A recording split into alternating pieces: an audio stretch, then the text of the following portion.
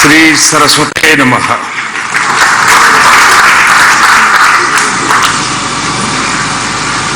वाणी परंपरा के पुनीत आयोजन में हमारे साथ उपस्थित महाराष्ट्र के राज्यपाल श्री भगत सिंह कोश्यारी जी, महाराष्ट्र विधानसभा प्रतिपक्ष के नेता श्री देवेंद्र फडणवीस जी,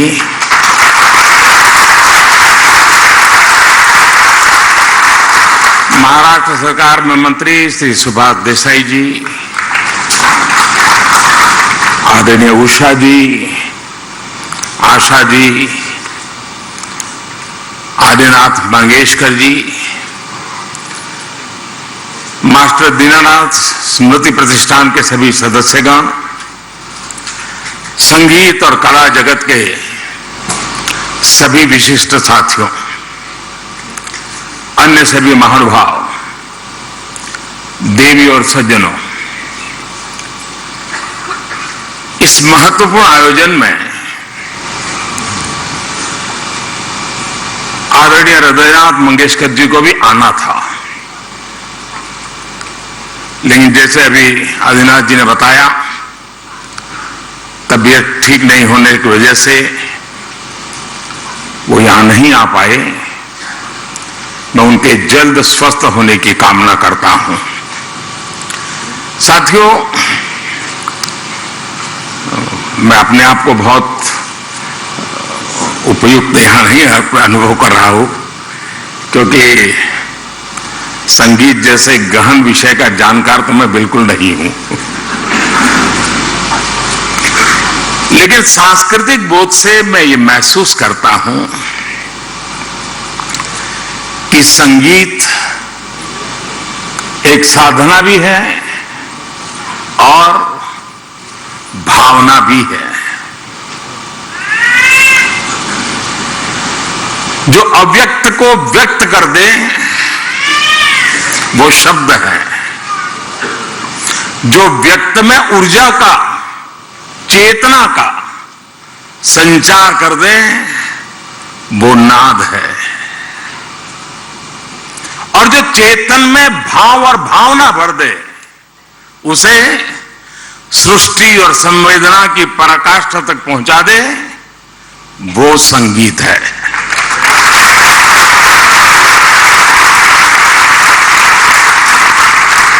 आप निष्प्रभ बैठे हो, लेकिन संगीत का एक स्वर आपकी आंखों से आंसू की धारा बहा देता है। यह सामर्थ्य होता है। लेकिन संगीत का स्वर आपको वैराग्य का बोध करा सकता है। संगीत से आप में विरस भरता है। संगीत मातृत्व और ममता की अनुभूति करवा सकता है। संगीत आपको राष्ट्रभक्ति और कर्तव्य बोध के शिखर पर पहुंचा सकता है।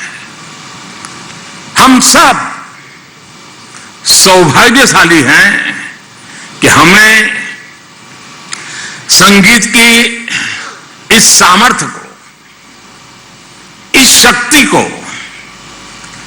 लता दीदी के रूप में साक्षात देखा है। हमें अपनी आंखों से उनके दर्शन करने का सौभाग्य मिला है, और मंगेशकर परिवार पीढ़ी दर पीढ़ी इस यज्ञ में अपनी आहुति देता रहा है। और मेरे के लिए तो यह अनुभव और भी कहीं बढ़कर रहा है।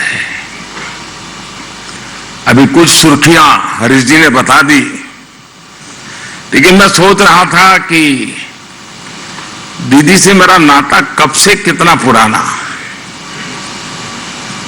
तो दूर जाते जाते याद आ रहा था कि शायद 4 साढ़े 4 दशक हुए होंगे, सुधीर फड़के जी ने मुझे परिचय करवाया था।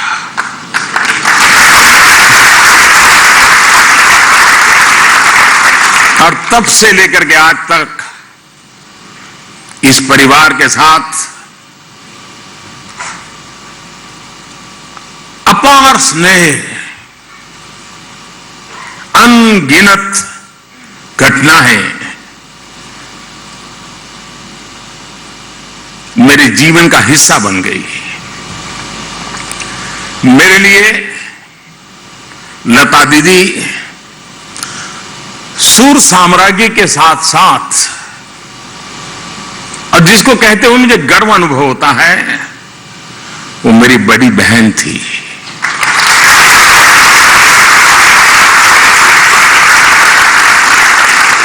पीढ़ियों को प्रेम और भावना का उपहार देने वाली लता दीदी,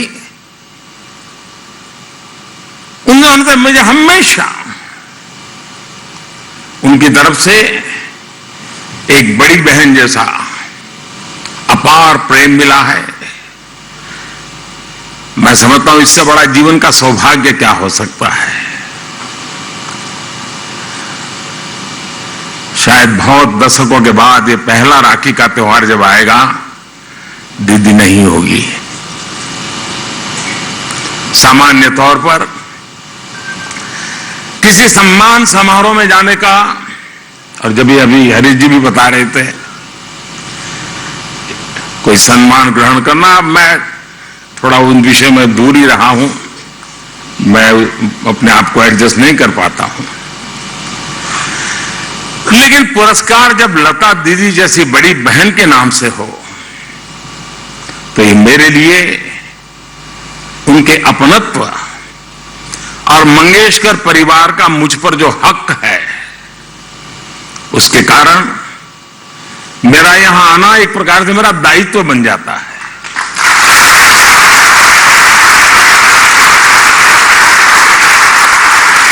और ये उस प्यार का प्रतीक है। और जब आदिनाथ जी का संदेश आया, मेरे क्या कार्यक्रम है, मैं कितना बिजी हूं, कुछ पूछा नहीं। मैंने कहा भैया पहले हाँ कर दो। मना करना मेरे लिए मुमकिन ही नहीं है जी। मैं इस पुरस्कार को सभी देशवासियों के लिए समर्पित करता हूं।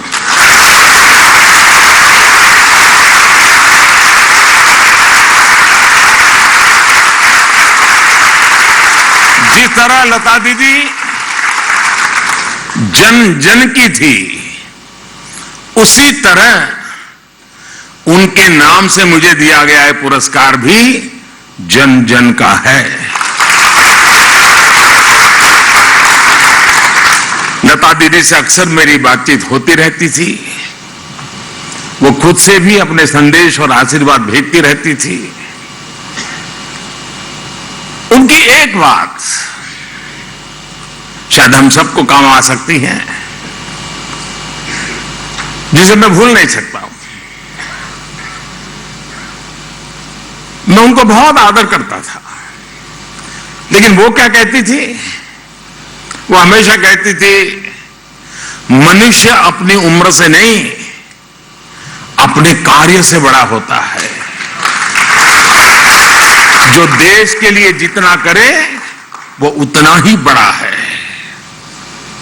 सफलता के शिखर पर ऐसी सोच से व्यक्ति की महानता, उसका हमें एहसास होता है।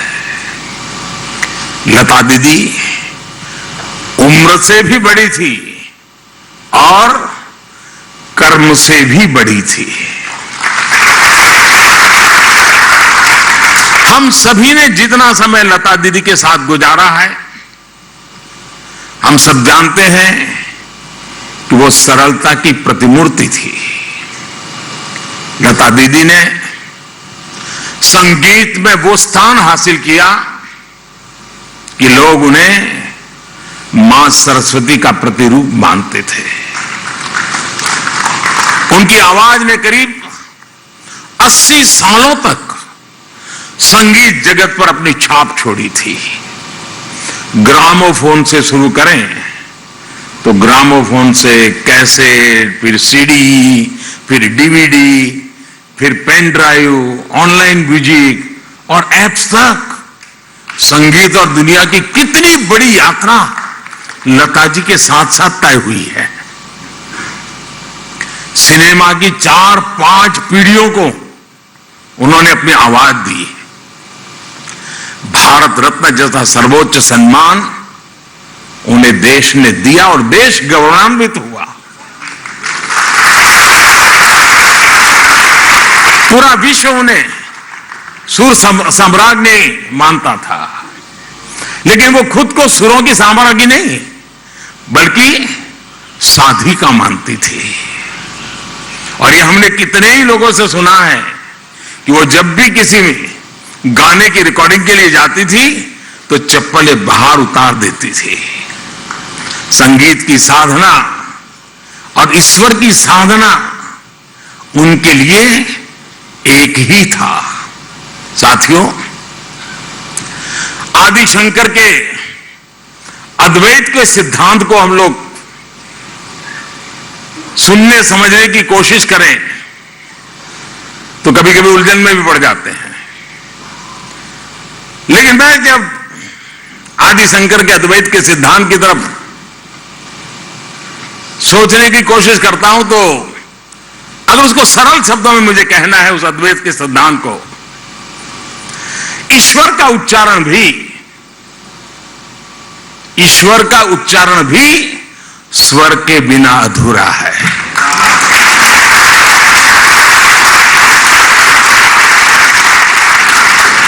ईश्वर में स्वर समाहित है। जहां स्वर है वहीं पूर्णता है। संगीत हमारे हृदय पर, हमारे अंतर्मन पर असर डालता है। अगर उसका उद्गम लता जी जैसा पवित्र हो तो वह पवित्रता और भाव भी उस संगीत में घुल जाते हैं। उनके व्यक्तित्व का एक हिस्सा हम सब के लिए और खासकर युवा पीढ़ी के लिए एक प्रेरणा है। साथियों, लता जी की सशरीर यात्रा एक ऐसे समय में पूरी हुई जब हमारा देश अपनी आजादी का अमृत महोत्सव मना रहा है। उन्होंने आजादी के पहले से भारत को आवाज दी और इस 75 सालों के देश की यात्रा उनके सुरों से जुड़ी रही। इस पुरस्कार से लता जी के पिताजी दीनानाथ मंगेशकर जी का नाम भी जुड़ा है। मंगेशकर परिवार का देश के लिए जो योगदान रहा है उसके लिए हम सभी देशवासी उनके ऋणी हैं। संगीत के साथ साथ राष्ट्रभक्ति की जो चेतना लता दीदी के भीतर थी उसका स्रोत उनके पिताजी ही थे। आजादी की लड़ाई के दौरान शिमला में ब्रिटिश वायसराय के कार्यक्रम में दीनानाथ जी ने वीर सावरकर का लिखा गीत गाया था। ब्रिटिश वायसराय के सामने ये दीनानाथ जी ही कर सकते हैं और म्यूजिक में कर सकते हैं। और उसकी थीम पर प्रदर्शन भी किया था। और वीर सावरकर जी ने यह गीत अंग्रेजी हुकूमत को चुनौती देते हुए लिखा था।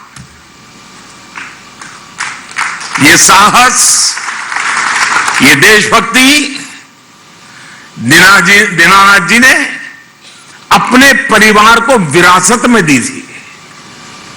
लता जी ने संभवतः कहीं एक बार बताया था कि पहले वो समाज सेवा के ही क्षेत्र में जाना चाहती थी। लता जी ने संगीत को अपनी आराधना बनाया, लेकिन राष्ट्र प्रेम, और राष्ट्र सेवा उनके गीतों के जरिए भी प्रेरणा पाती गई। छत्रपति शिवाजी महाराज पर वीर सावरकर जी का लिखा गीत हिंदू नरसिम्हा हो या समर्थ गुरु रामदास जी के पद हो, लता जी ने शिव कल्याण राजा की रिकॉर्डिंग के जरिए उन्हें अमर कर दिया। ऐ मेरे वतन के लोगों और जय हिंद की सेना, ये वो भाव पंक्तियां हैं जो देश के जन जन की जुबां पर अमर कर दी। उनके जीवन से जुड़े ऐसे कितने ही पक्ष हैं। लता दीदी और उनके परिवार के योगदान को भी अमृत महोत्सव में हम जन जन तक लेकर जाएं, यह हमारा कर्तव्य है। साथियों, आज देश एक भारत श्रेष्ठ भारत के आत्मविश्वास के साथ आगे बढ़ रहा है। लता जी एक भारत श्रेष्ठ भारत की मधुर प्रस्तुति की तरह थी। आप देखिए, उन्होंने देश की 30 से ज्यादा भाषाओं में हजारों गीत गाए। हिंदी हो, मराठी हो, संस्कृत हो या दूसरी भारतीय भाषाएं, लता जी का स्वर वैसा ही हर भाषा में गुड़ा हुआ है। वो हर राज्य, हर क्षेत्र में लोगों के मन में समाई हुई है। भारतीयता के साथ संगीत कैसे अमर हो सकता है, ये उन्होंने जी करके दिखाया है। उन्होंने भगवत गीता का भी सस्वर पाठ किया और तुलसी, मीरा, संत ज्ञानेश्वर और नरसिंह मेहता के गीतों को भी समाज के मन मस्तिष्क में घोला। रामचरितमानस की चौपाइयां से लेकर बापू के प्रिय भजन, वैष्णव भजन तो तेने रे कहिए, तब सब कुछ लता जी की आवाज से पुनर्जीवित हो गए। उन्होंने तिरुपति देवस्थानम के लिए गीतों और मंत्रों का एक सेट रिकॉर्ड किया था, जो आज भी हर सुबह वहां बजता है। यानी संस्कृति से लेकर के आस्था तक, पूरब से लेकर के पश्चिम तक, उत्तर से दक्षिण तक लता जी के सुरों के पूरे देश को एक सूत्र में पिरोने का काम किया। दुनिया में भी वो हमारे भारत की सांस्कृतिक राजदूत थी। वैसा ही उनका व्यक्तिगत जीवन भी था। पुणे में उन्होंने अपनी कमाई और मित्रों के सहयोग से मास्टर दीनानाथ मंगेशकर हॉस्पिटल बनवाया, जो आज भी गरीबों की सेवा कर रहा है। और देश में शायद बहुत कम लोगों तक ये चर्चा पहुंची होगी, कोरोना कालखंड में देश की जो इन्हीं चुनी अस्पतालें जिन्होंने सर्वाधिक गरीबों के लिए काम किया, उसमें पुणे की मंगेशकर अस्पताल का नाम है। साथियों, आज आजादी के अमृत महोत्सव में देश अपने अतीत को याद कर रहा है और देश भविष्य के लिए नए संकल्प ले रहा है। हम दुनिया के सबसे बड़े स्टार्टअप इकोसिस्टम में से एक है। आज भारत हर क्षेत्र में आत्मनिर्भर बनने की ओर आगे बढ़ रहा है। विकास की ये यात्रा हमारे संकल्पों का हिस्सा है, लेकिन विकास को लेकर भारत की मौलिक दृष्टि हमेशा अलग रही है। हमारे लिए विकास का अर्थ है सबका साथ, सबका विकास, सबका विश्वास और सबका प्रयास। सबके साथ और सबके लिए विकास के इस भाव में वसुधैव कुटुंबकम की भावना भी शामिल है। पूरे विश्व का विकास, पूरी मानवता का कल्याण, ये केवल भौतिक सामर्थ्य से हासिल नहीं किया जा सकता। इसके लिए जरूरी होते हैं मानवीय मूल्य, इसके लिए जरूरी होती है आध्यात्मिक चेतना। इसलिए आज भारत दुनिया को योग और आयुर्वेद से लेकर पर्यावरण रक्षा जैसे विषयों पर दिशा दे रहा है। मैं मानता हूं भारत के इस योगदान का एक अहम हिस्सा हमारा भारतीय संगीत भी है। ये जिम्मेदारी आपके हाथों में है। हम अपनी इस विरासत को उन्हीं मूल्यों के साथ जीवंत रखें और आगे बढ़ाएं और विश्व शांति का एक माध्यम बनाएं। ये हम सबकी जिम्मेदारी है। मुझे पूरा विश्वास है संगीत जगत से जुड़े आप सभी लोग इस जिम्मेदारी का निर्वहन करेंगे और एक नए भारत को दिशा देंगे। इसी विश्वास के साथ मैं आप सभी का हृदय से धन्यवाद करता हूं। मंगेश्वर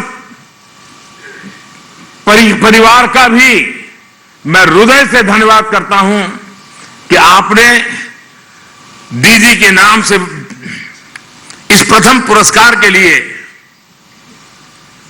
मुझे चुना। लेकिन हरीश जी जब सम्मान पत्र पढ़ रहे थे